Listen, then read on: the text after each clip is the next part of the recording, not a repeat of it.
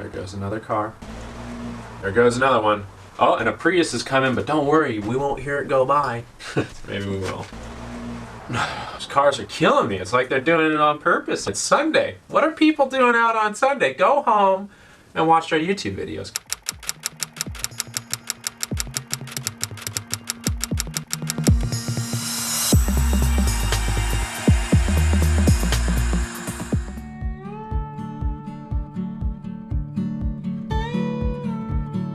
Let's go through how we're doing what we're doing and a few things that I would avoid if I were doing this again, or if you're undertaking the project, maybe something you want to be aware of.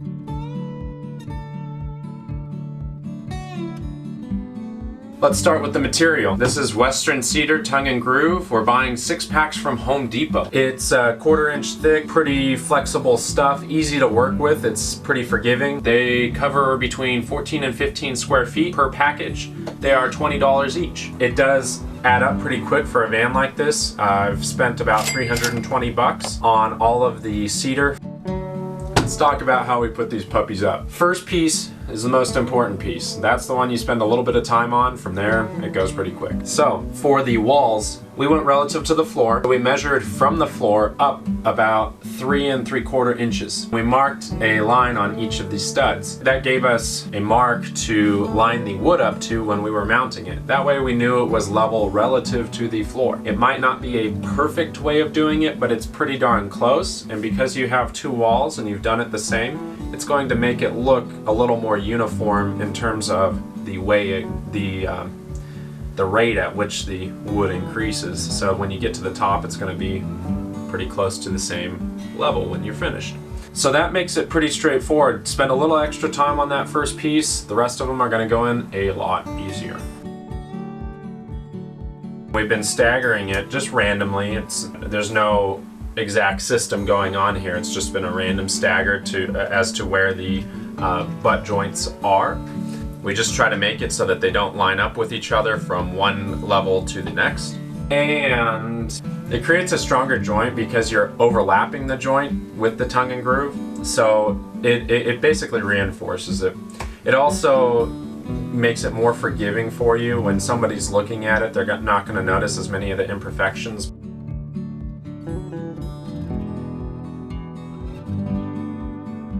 So now how do we go from there? How do we actually get it on the stud? Well, we put some of the PL adhesive on, construction adhesive. This one's by Loctite. I personally like to get the bigger canisters. It saves you a little money in the long run and you don't have to refill them as often, so bigger isn't always better, but in this case, I like to go bigger. So, anyhow, this is really solid stuff. Once you stick it on and it cures, you're not pulling it off unless you rip apart the wood. Honestly, it's that strong. What I like to do is lead with the adhesive. What I mean by that, if the board is only about 3.5 inches, I'll put 9 inches of adhesive on there, or 10 inches of adhesive, because that'll give me adhesive already set for the next 3 pieces, so I don't have to keep going back at it. It takes a while to solidify or get tacky, so you have some working time with it. You don't have to rush. It'll be there and be perfectly fine for when you're doing the next levels, the higher levels. So we put the adhesive on, we put the piece in, and then we take our 18 gauge finishing nailer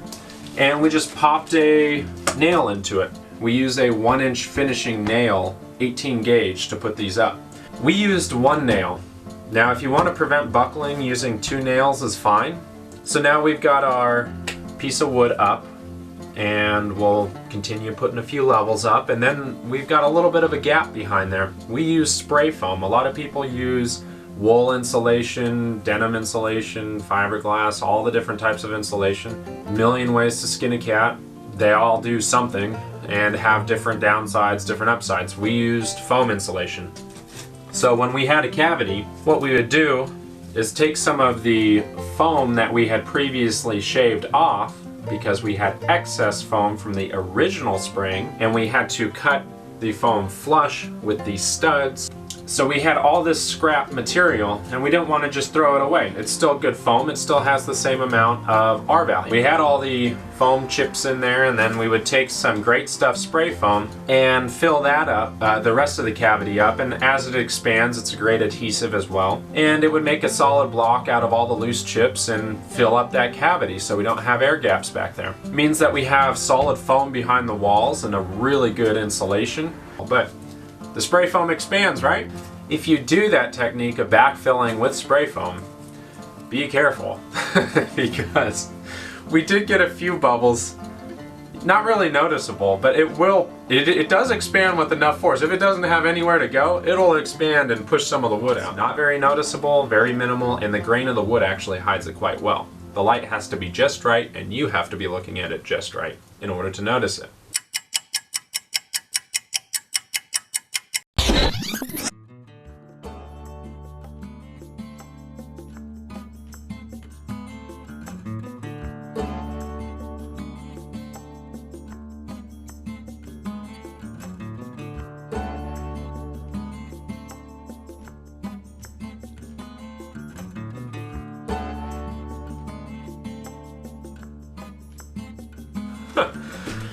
Talking about the foam and how it expands and how it destroys everything if you're not careful. It's like the giant marshmallow from Ghostbusters. Watch out.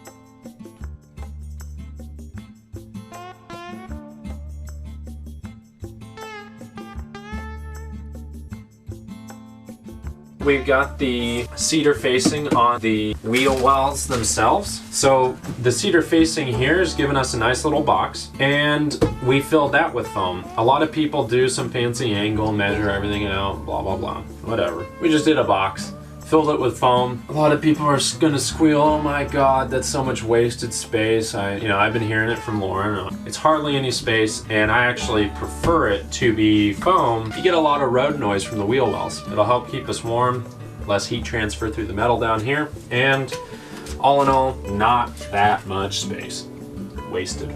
So it's okay. We're gonna put a piece of plywood on top of these, and they will be good to go.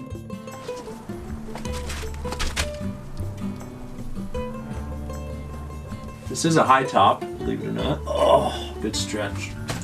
So this is how I will forever stand in the van. It's not that big of a deal. Anyhow, stuff's going up in the ceiling.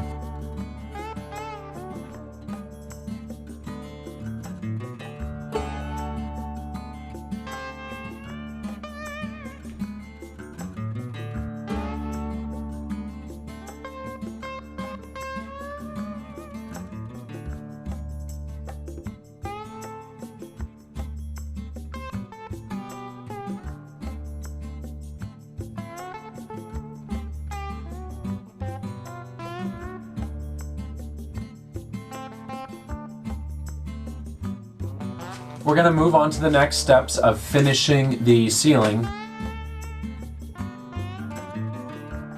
And we've got the wiring for the LED lights. So as we build out from here, we're gonna mark where the wires are so that we can take our hole saw and actually drill out the holes for it, and all the lights should end up more or less in the same spot. Or not the same spot, but lined up, so it looks nice, especially when they're lit up and they stand out. So I'm gonna keep building that out. The edges here are gonna be a little interesting, so if we come up with a good solution to that, we'll let you know. Other than that, thanks for checking out the video. You can subscribe, like, do all that stuff.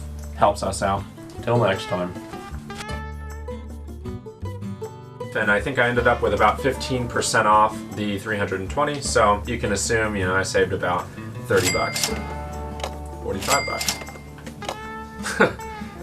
I can math every now and again. So, thankfully, you can't phone this time, not a car, so we can't get upset. It's the first time it happened, right? Let's wait for that to stop ringing. Of course, no one wants to answer it. I mean, I answer the phone. Now the plane, yeah, plane has to have its time in the sun, so phone stopped, plane started. It's almost like the planes don't even care about the fact that we're filming. I mean, well, mother, so much sound in the world. The plane is back because it heard we started a video again. All we had to do was make sure. Interesting. Oh, We yeah. have stuff making noise over here, so I don't know what's going on. The world is making noise so that we can't video anything because it's trying to tell us something. Maybe we should just stop. I don't know. That's why you gotta thumbs up this video, because it lets us know to keep going. Because the world's telling us not to.